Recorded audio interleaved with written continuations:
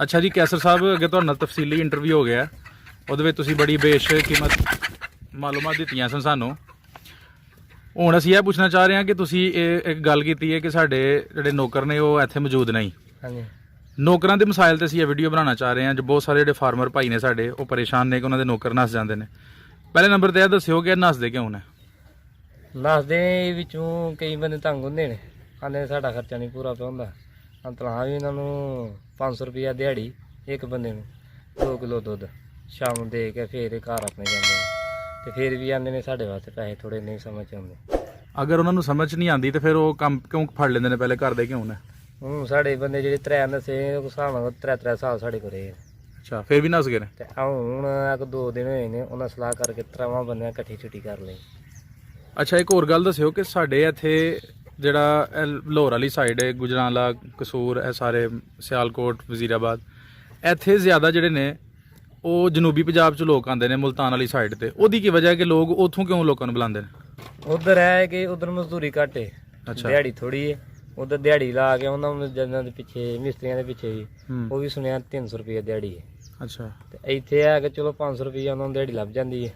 ਖਾਣ ਪੀਣ ਸਾਰਾ ਹੀ ਸਾਡਾ ਹੁੰਦਾ ਹੈ, ਮੁਕੰਮਲ ਜਿਹੜਾ ਦਾ ਖਰਚਾ ਸਵੇਰ ਤੋਂ ਲੈ ਕੇ ਸ਼ਾਮ ਤੱਕ ਸਾਡਾ ਹੀ ਹੁੰਦਾ ਹੈ। 500 ਰੁਪਏ ਉਹਨਾਂ ਨੂੰ ਦੇਣਾ, ਦੁੱਧ ਵੀ ਉਹਨਾਂ ਨੂੰ ਦੇਣਾ। ਇਸ ਵਾਸਤੇ ਫਿਰ ਉਧਰੋਂ ਛੱਡ ਛਡਾ ਕੇ ਫਿਰ ਇੱਧਰ ਆਈ ਜਾਂਦੇ। ਡੇਲੀ ਦਾ ਕਿੰਨਾ ਦੁੱਧ ਉਹਨਾਂ ਨੂੰ ਦਿੰਦੇ ਹੋ? ਡੇਲੀ ਦਾ 3 ਬੰਦੇ ਨੇ 6 ਕਿਲੋ ਦੁੱਧ ਉਹਨਾਂ ਨੂੰ। 6 ਕਿਲੋ ਦੁੱਧ ਉਹ ਤੁਹਾਡਾ ਗਿਆ, ਯਾਨੀ 600 ਰੁਪਇਆ ਗਿਆ ਤਿੰਨਾਂ ਬੰਦਿਆਂ ਤੇ 500 ਰੁਪਇਆ ਤੁਹਾਨੂੰ ਡੇਲੀ ਦੇਣਾ। 500 ਰੁਪਏ ਕੀ ਗੱਲ ਹੈ ਕਿ ਤਨਖਾਹ ਕਿਉਂ ਨਹੀਂ ਮਹੀਨੇ ਬਾਅਦ ਦਿੰਦੇ? ਬਸ ਇਹ ਕਿ ਟਾਈਮ ਨਾਲ ਇਹਨਾਂ ਦੇ ਮੁੱਕ ਜਾਂਦੇ, ਪਰੇਸ਼ਾਨੀ ਕੋਈ ਨਹੀਂ ਇਹ ਨਹੀਂ ਤੁਹਾਨੂੰ ਫਿਰ ਉਹ ਇਕੱਠੇ ਨਹੀਂ ਦੇਣੇ ਪੈਂਦੇ, ਉਹਦੀ ਤਕਲੀਫ ਨਹੀਂ ਉਠਾਣੀ ਪੈਂਦੀ। ਹਾਂਜੀ ਅਗਰ ਉਹ ਆਪਣੀ ਫੈਮਿਲੀ ਲੈ ਆਉਣ ਤੇ ਫਿਰ ਉਹ ਫੈਮਿਲੀ ਉਹਨਾਂ ਦੀ ਆਪਣੀ ਜ਼ਿੰਮੇਵਾਰੀ ਹੁੰਦੀ ਹੈ। ਫਿਰ ਉਹਨਾਂ ਦੀ ਆਪਣੀ ਜ਼ਿੰਮੇਵਾਰੀ ਹੁੰਦੀ। ਠੀਕ ਹੈ, ਤੁਸੀਂ ਬਸ ਕੋ ਦਾਣਾ ਫੱਕਾ ਅਗਰ ਹੋਏ ਉਹ ਫਿਰ ਸਾਲ ਦੇ ਸਾਲ ਜਿਹੜਾ 5 ਮਣ ਦਾਣੇ ਕੀਤੇ ਹੋਣੇ ਜਾਂ 6 ਮਣ ਕੀਤੇ ਹੋਣ ਕਣਕ, ਉਹ ਦੇੜੀ ਦੀ ਹੈ।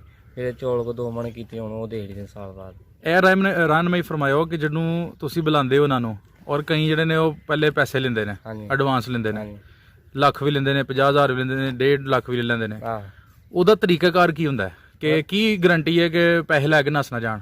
ਉਹਦਾ ਸਨਾਸੀ ਕਾਰਡ ਆ ਜਿਹੜਾ ਫੋਟੋ ਕਾਪੀ ਕਰਾ ਲਈ ਦੀ ਉਹਦੀ ਕੋਲ ਆਪਣੇ ਰੱਖ ਲਈਦਾ, ਉਹਦਾ ਸਟਾਮ ਕਰ ਲਈਦਾ ਨਾਲ। ਕੋਈ ਕਿਹੜਾ ਕੋ ਉੱਥੋਂ ਕੱਲਾ ਆਇਆ ਹੁੰਦਾ, ਉਹਨਾਂ ਦੇ ਇੱਥੇ ਕੁਝ ਜੀ ਇੱਥੇ ਹੁੰਦੇ ਲੱਗੇ ਹੁੰਦੇ ਕੰਮ ਸ਼ਾਮ ਦੇ, ਉਹਨਾਂ ਦੀ ਵਿੱਚ ਜ਼ਿੰਮੇਵਾਰੀ ਹੋ ਜਾਂਦੀ ਹੈ। ਇਸ ਹਿਸਾਬ ਨਾਲ ਉਹਨਾਂ ਨੂੰ ਅਸੀਂ ਤੁਸੀਂ ਉਹਨਾਂ ਕੋਲ ਗਰੰਟੀ ਮੰਗਦੇ ਹੋ? ਅਸੀਂ ਗਰੰਟੀ ਮੰਗਦੇ, ਗਰੰਟੀ ਤੋਂ ਬਗੈਰ ਨਹੀਂ ਰੱਖਦੇ, ਉਹ ਰਿਸਕ ਹੋ ਜਾਂਦਾ। ਹਾਂਜੀ ਰਿਸਕ ਹੋ ਜਾਂਦਾ। ਹੁਣ ਬਿਲ ਫਰਜ਼ ਤੁਹਾਡੇ ਮੁਲਾਜ਼ਮ ਜਿਹੜੇ ਹਨ ਕਿੰਨੇ ਸਨ ਜਿਹੜੇ ਨੱਸ ਗਏ ਨੇ? 3 ਬੰਦੇ ਹਨ। 3 ਬੰਦੇ ਨੱਸ ਗਏ ਨੇ, ਇੱਕਾ ਕਰਕੇ ਤੁਹਾਨੂੰ ਨਹੀਂ ਦੱਸ ਕੇ ਗਏ। ਤੇ ਹੁਣ ਤੁਸੀਂ ਕੰਮ ਕਿਸ ਤਰ੍ਹਾਂ ਚਲਾਉਂਦੇ ਹੋ?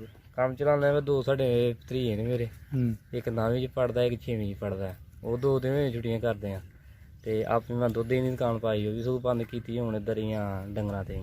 ਅੱਛਾ, ਯਾਨੀ ਤੁਹਾਡਾ ਦੁਕਾਨ ਦਾ ਵੀ ਨੁਕਸਾਨ ਹੋ ਰਿਹਾ, ਬੱਚਿਆਂ ਦਾ ਸਕੂਲ ਦਾ ਵੀ ਨੁਕਸਾਨ ਹੋ ਰਿਹਾ। ਹਾਂਜੀ ਯਾਨੀ ਕਿ ਇਹ ਇੱਕ ਸੀਰੀਅਸ ਮਸਲਾ ਹੈ ਕਿ ਅਗਰ ਨੱਸ ਜਾਣ ਪਰੇਸ਼ਾਨੀ ਬਣ ਜਾਂਦੀ। ਠੀਕ ਹੈ। ਅੱਛਾ ਤੁਸੀਂ ਦੱਸਿਆ ਕਿ 20 ਸਾਲਾਂ ਤੁਸੀਂ ਇਹ ਕੰਮ ਕਰ ਰਹੇ ਹੋ, ਕੋਈ ਹੱਲ ਵੀ ਹੈ ਤੁਹਾਡੇ ਕੋਲ ਇਸ ਗੱਲ ਦਾ?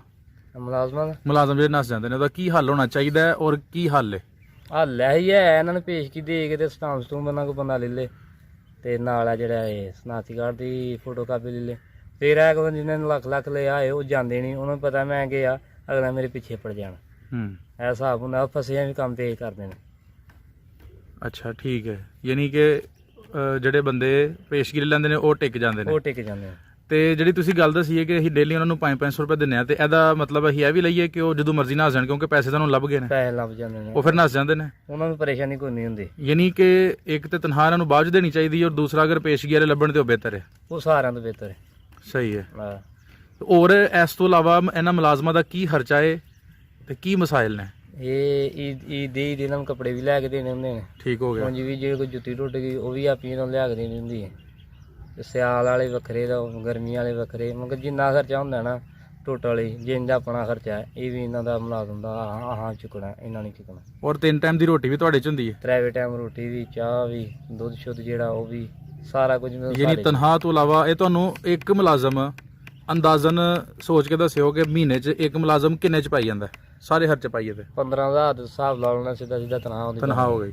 200 ਰੁਪਏ ਦਾ ਦੁੱਧ, ਠੀਕ ਹੈ, 200 ਰੁਪਏ ਦਾ ਦੁੱਧ ਉਹਨਾਂ ਦਾ 21,000 ਰੁਪਇਆ ਹੋ ਗਿਆ। ਠੀਕ ਹੈ।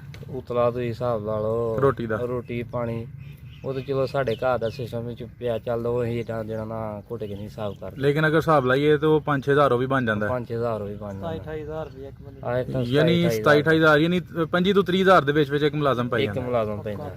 ਠੀਕ ਹੋ ਗਿਆ। ਤੇ ਕਿੰਨੇ ਕੁ ਡੰਗਰ ਹੋਣ ਤੇ ਮੁਲਾਜ਼ਮ ਰੱਖਣਾ ਪੈ ਜਾਂਦਾ? ਇਕੱਲੇ ਬੰਦੇ ਦੀ ਭਾਵੇਂ 10 ਮਈਆਂ ਹੋਣ ਤੇ ਇਕੱਲੇ ਬੰਦੇ ਦੀ ਪੇਸ਼ ਨਹੀਂ ਜਾਂਦੀ ਨਹੀਂ ਜਾਂਦੀ ਨਹੀਂ ਪੇਸ਼। ਜਾਂਦੀ।